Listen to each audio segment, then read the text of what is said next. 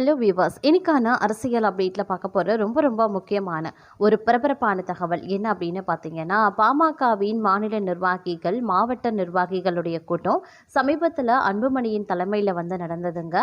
இந்த கூட்டத்தில் பார்த்தீங்க அப்படின்னா, பல்வேறு விவாதங்கள் எழப்பட்டிருந்தது அப்படின்னு சொல்லலாம். பல கேள்விகளுக்கு பார்த்தீங்க அப்படின்னா, நிர்வாகிகள் தங்களுடைய கருத்துக்களை பகிர்ந்து கொண்டிருந்தாங்க.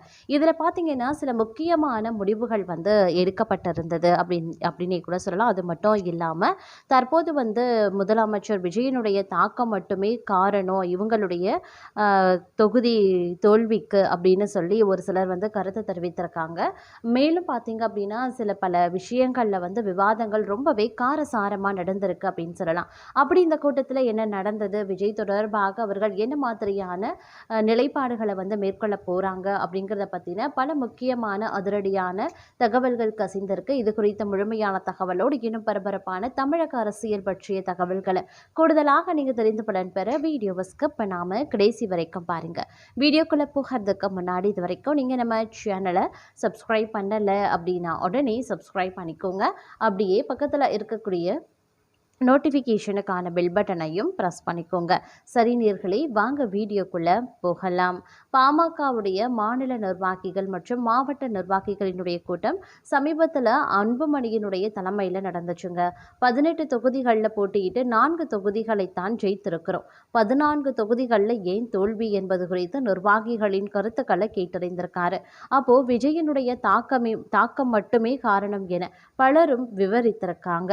மேலும் தேர்தலுக்கு முன்பாக தாவேகாவுடன் கூட்டணி வைக்க நமக்கு அழைப்பு வந்தபோது அதனை நாம் பயன்படுத்திக் கொள்ள தவறிவிட்டோம் என்றும் பலரின் கருத்துக்கள் இருந்திருக்கிறது.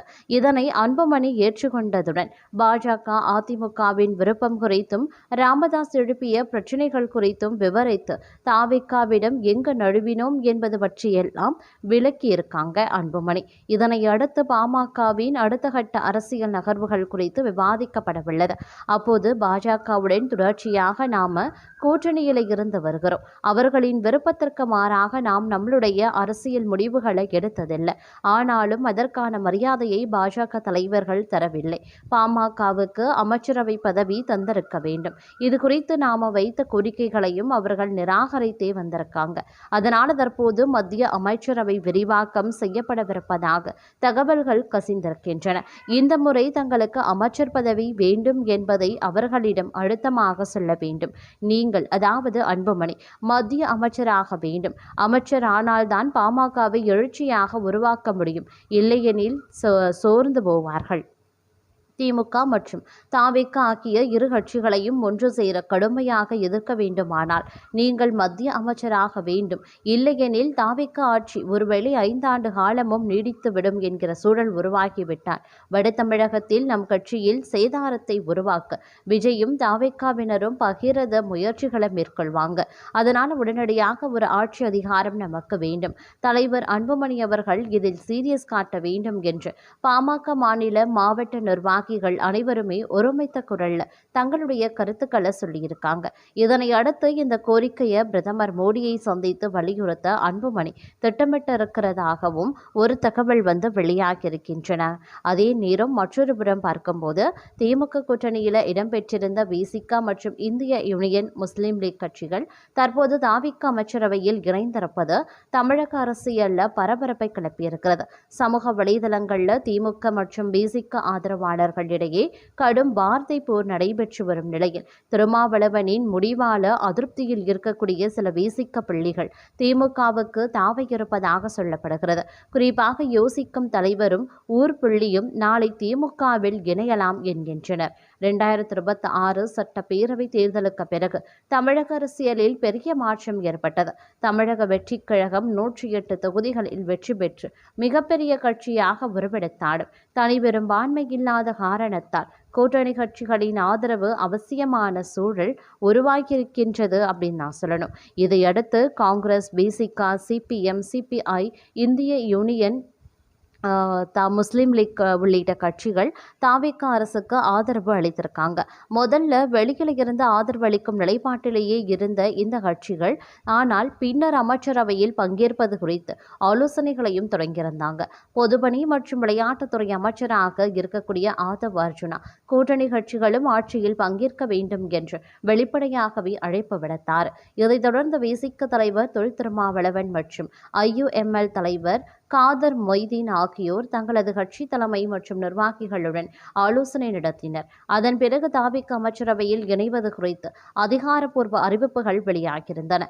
அதன்படி விசிக சார்பில் மாநில துணை பொதுச் செயலாளர் வன்னியரசும், ஐயுஎம்எல் சார்பில் பாபநாசம் தொகுதி எம்எல்ஏ ஷாஜஹானும் அமைச்சர்களாக பதவியேற்றனர். இதுவே தற்போது திமுக வட்டாரத்தில் அதிருப்தியை ஏற்படுத்தி உருவாக்கியிருக்கின்றன. குறிப்பாக திமுக துணை பொதுச் செயலாளர் ராசா தனது சமூக வலைதள பதிவில் மறைமுகமாக விசிக மற்றும் ஐயுஎம்எல் கட்சிகளை விமர்சித்தது பெரும் பரபரப்பை ஏற்படுத்தியிருந்தது. அந்த பதிவில் பயன்படுத்தப்பட்ட வார்த்தைகள் அரசியல் வட்டாரங்களில் கடும் விவாதத்திற்குள்ளானது. ராசா தனது எக்ஸ் பக்கத்தில் முன்கேற தரப்பட்ட ஏணியும் மூட சாதியை நொறுக்க வேண்டிய சிறுத்தையும் வெறும் விசில் சத்தத்திற்கு மொட்டு கொடுக்கும் என்றால் பூ முடித்தவனை புறந்தள்ளி புணர்ச்சிக்கு வேறிடம் தேடுவதில் தவறில்லை.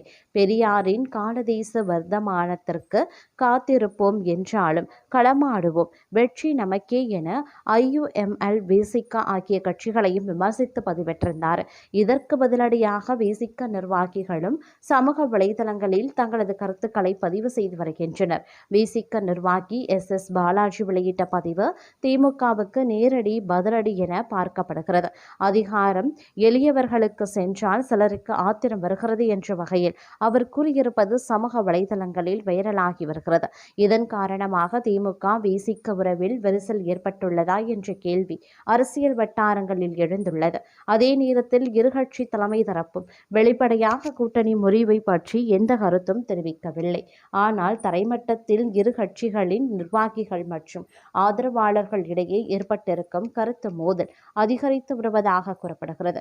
குறிப்பாக சில விசிக நிர்வாகிகள் தாவேகா பக்கம் சாயும் மனநிலையில் இருக்கிறார்கள் என்ற தகவல்களும் அரசியல் வட்டாரங்களில் பேசப்படுகின்றன. தாவேகா ஆட்சியில் இடம்பெற்ற பிறகு விசிக மற்றும் ஐயுஎம்எல் கட்சிகளுக்கு புதிய கூட்டணி வாய்ப்பு உருவாகியுள்ளது. இதனால் எதிர்காலத்தில் இந்த கட்சிகள் தாவேகா கூட்டணியிலேயே தொடருமா அல்லது திமுக கூட்டணிக்கு செல்லுமா என்ற கேள்வி தற்போது எழுந்துள்ளது.